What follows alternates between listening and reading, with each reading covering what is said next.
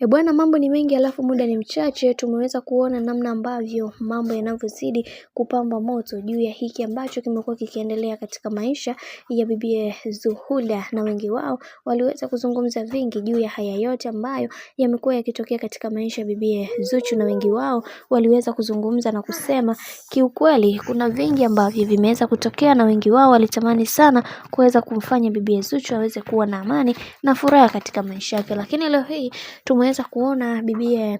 Zari naye ameweza kufika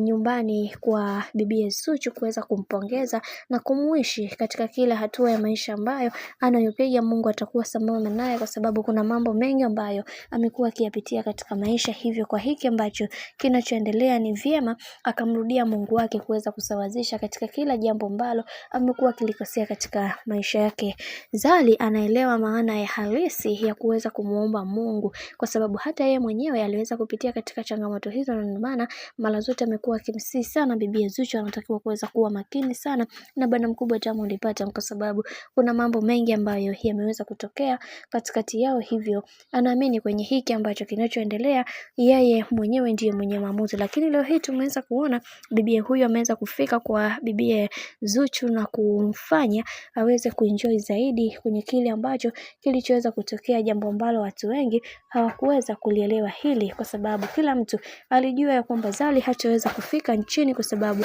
kuna mambo mengi ambayo yameweza kutokea, na kila mtu